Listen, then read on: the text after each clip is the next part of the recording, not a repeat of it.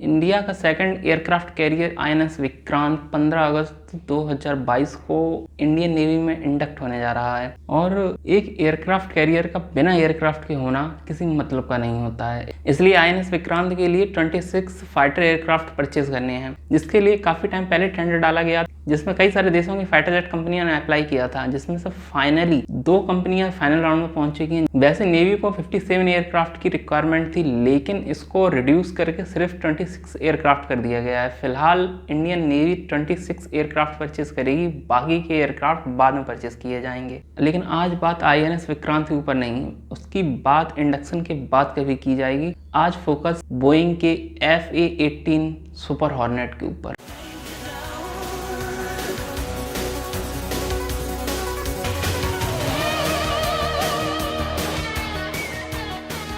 Final round में super hornet और Rafale marine 2 aircraft हैं। दोनों की टेस्टिंग पिछले काफ़ी टाइम से गोवा में चल रही थी और दोनों की टेस्टिंग कंप्लीट हो चुकी है। अब फाइनल डिसीजन लेना बाकी है कि आखिर इंडियन नेवी किस एयरक्राफ्ट को परचेज करती है। राफेल की बात की जाए तो इंडियन एयरफोर्स राफेल को काफ़ी टाइम पहले से ऑपरेट कर रही है। इंडिया ने 36 राफेल एयरक्राफ्ट परचेज किए थे डसॉल्ट एविएशन से, फ्रांस की कंपनी थी जो। लेकिन इस बार कहीं ना कहीं बोइंग FA-18 सुपर हॉर्नेट आगे निकलता हुआ दिख रहा है। काफ़ी हद तक चांस है कि Indian navy FA-18 super hornet को परचेज कर ले। उसकी एक मेन वजह यह भी है कि उसके जो विंग हैं वो फोल्डेबल हैं, जबकि राफेल एक फिक्स्ड विंग एयरक्राफ्ट है। ज़्यादातर एयरक्राफ्ट कैरियर पर जो एयरक्राफ्ट यूज़ किए जाते हैं उनके विंग फोल्डेबल होते हैं, लेकिन कुछ ऐसे एयरक्राफ्ट हैं जिनके विंग फोल्ड नहीं होते हैं, लेकिन वो फिर भी केपेबल होते हैं कि उनको ऑपरेट किया जा सके एयरक्राफ्ट कैरियर पर से। अगर राफेल एम और सुपर हॉर्नेट की बात की जाए तो दोनों की विंग में तकरीबन 8 फुट का अंतर है, यानी कि राफेल के जो विंग हैं वो तकरीबन 35 फुट लंबे हैं। बोइंग के जो विंग हैं वो 44 फुट लंबे हैं, लेकिन उनको फोल्ड करने के बाद 30 फुट लंबे हो जाते हैं। इसलिए उन दोनों डिफरेंस 5 फुट का है। ऐसा नहीं है कि राफेल एम को यूज़ नहीं किया जा सकता, लेकिन फिर भी एक एडवांटेज है बोइंग FA-18 सुपर हॉर्नेट के पास। चूंकि बोइंग की नज़र आगे आने वाले टेंडर पे भी है, इंडिया बहुत जल्दी MMRCA के अंडर 2.0 टेंडर एक जारी करेगा, जिसमें तकरीबन 114 एयरक्राफ्ट को परचेज करना है इंडियन एयरफोर्स के लिए, और बोइंग की नज़र उस पर भी है। बोइंग जब अपनी एयरक्राफ्ट को पिच करता है तो वो कई बार ये बात दोहराते हैं कि हमारा एयरक्राफ्ट वॉर प्रूवन है, जबकि डसॉ का राफेल है जो वो एक कॉम्बैट प्रूवन एयरक्राफ्ट है। दोनों में बस थोड़ा ही डिफरेंस है कि FA-18 ने वॉर में पार्ट लिया है। FA-18 गल्फ वॉर में, इराक में इन्वेजन के टाइम और लीबिया में बॉम्बिंग के टाइम यूज़ किया गया था, इसलिए वो वॉर प्रूवन एयरक्राफ्ट है। जबकि राफेल को सिर्फ कॉम्बैट के लिए यूज़ किया है। कई बार उसका यूज़ सीरिया में बॉम्बिंग के लिए या आसपास छोटे मोटे बॉम्बिंग के लिए यूज़ किया गया है। FA-18 super hornet basically America के डगलस FA-18 हॉर्नेट का सक्सेसर है। डगलस FA-18 हॉर्नेट 1980 में बनाया गया था और उसका इंडक्शन भी 1980 में ही तकरीबन कर लिया गया था US नेवी के अंदर में। और कुछ ही टाइम बाद 1991 आते आते US नेवी को इस बात का एहसास हुआ कि उनके जो पुराने एयरक्राफ्ट हैं उनको रिप्लेस करने का टाइम आ गया है। ऐसे में उन्हें एक नया एयरक्राफ्ट चाहिए था। उन्होंने एक नया एयरक्राफ्ट बनाने के लिए कहा, वो बेस्ड था डगलस FA-18 हॉर्नेट के ऊपर। डगलस भी बाद में जाके बोइंग में मर्ज हो गया और उसके बाद बोइंग ने ही इस सुपर हॉर्नेट को डेवलप किया। FA-18 सुपर हॉर्नेट की फर्स्ट फ्लाइट 1996 में हुई थी और US नेवी में इसका इंडक्शन 1999 में हो गया था और 2000 में ये ऑपरेशनल हो गया था। FA-18 की कई सारी खूबियां हैं। FA-18 एक multi role all weather capable fighter jet है। आज की डेट में US नेवी के पास जितने भी नेवल शिप्स हैं, नेवल एयरक्राफ्ट कैरियर हैं, वो सब FA-18 सुपर हॉर्नेट ही सिर्फ यूज़ करते हैं। उनके पास आज की डेट में जितने भी एयरक्राफ्ट हैं जो नेवल में यूज़ किए जाते हैं वो सुपर हॉर्नेट ही हैं, सिर्फ F-35 लाइटनिंग 2 को छोड़कर, जो हाल ही में इंडक्ट किया गया है 2017 में। लेकिन F-35 के साथ कुछ प्रॉब्लम्स जुड़ी हुई हैं। F-35 प्रोग्राम एक बहुत ज़्यादा कॉस्टली प्रोग्राम रहा है।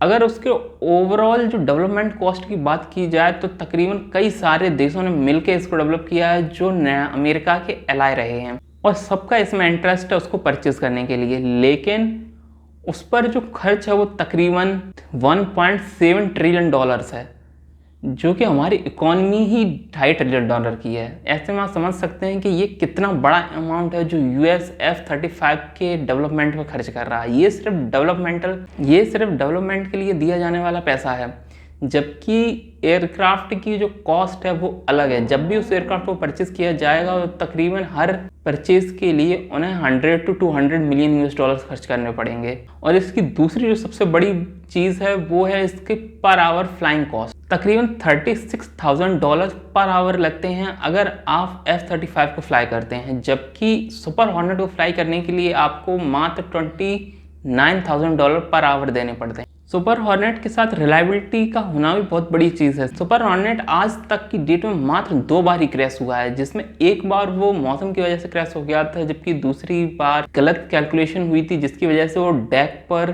टकरा गया और उसके बाद वो क्रैश हो गया था। और उस क्रैश में दोनों ही फाइटर पायलट्स की मौत हो गई थी। और एक और एडवांटेज FA-18 सुपर हॉर्नेट के साथ जुड़ा है कि FA-18 दो तरह के वेरिएंट में ऑफर किया जाता है, एक सिंगल सीटर और एक ट्विन सीटर। आज की डेट में सुपर हॉर्नेट मात्र 3 ही देश यूज़ करते हैं, एक यूएस, दूसरा ऑस्ट्रेलिया और तीसरा कुवैत।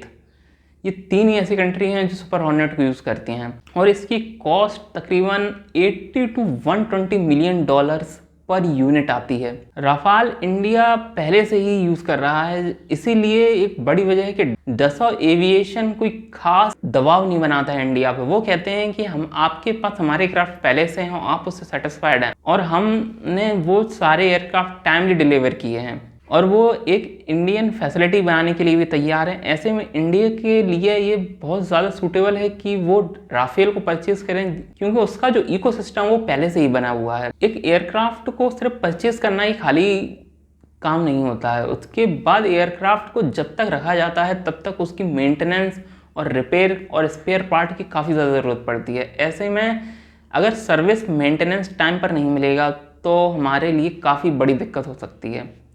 ऐसे में डसॉ एविएशन काफ़ी ज़्यादा केपेबल है, क्योंकि उनकी फैसिलिटीज़ पहले से इंडिया में मौजूद हैं। दूसरा, हम लोग पहले से राफेल फाइटर जेट फ्लाई कर रहे हैं, तो ऐसे में ट्रेनिंग के लिए भी हमें कोई खासी दिक्कत नहीं होने वाली है। राफेल की पर आवर जो कॉस्ट है वो भी काफ़ी कम है, वो मात्र $17,000 to $21,000 पर आवर फ्लाइट के लिए लेता है। लेकिन उसकी जो कॉस्ट है, यूनिट जो परचेज किए जाते हैं वो बहुत ज़्यादा है। जब हमने राफेल परचेज किए थे उसके लिए 220 मिलियन यूएस डॉलर्स दिए थे हमने पर यूनिट के लिए।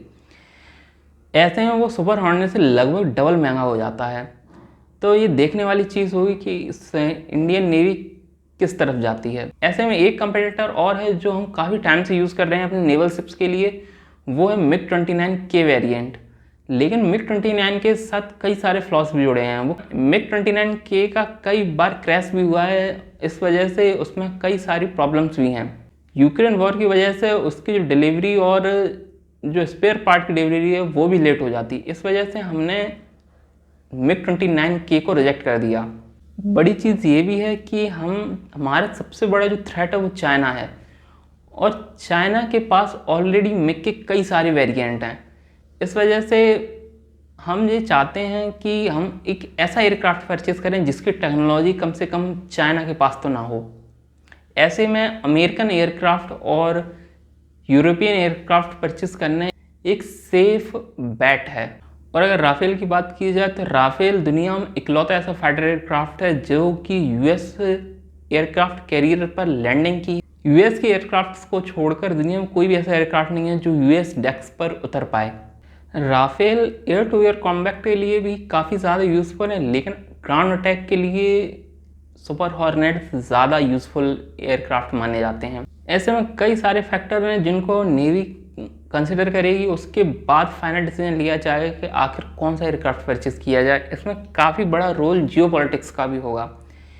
हाल ही में अमेरिका ने काटसा में इंडिया को वेवर दिया है। ऐसे में इंडियन गवर्नमेंट पे थोड़ा प्रेशर है कि वो ये डील अमेरिका के साथ करें, और दोनों ही एयरक्राफ्ट ऑपरेट करने में केपेबल हैं हमारे INS विक्रांत से। दोनों एयरक्राफ्ट काफ़ी केपेबल एयरक्राफ्ट हैं, और ऐसे में काफ़ी हद तक चांस है कि जो डिसीजन है वो पॉलिटिकली लिया जाए। ऐसा कई बार होता है कि दूसरे देशों के साथ अच्छे संबंध बनाने के लिए हम कई बार उनके साथ ऐसी डील क्रैक करते हैं ताकि हमारे रिश्ते और ज़्यादा डेवलप्ड हों।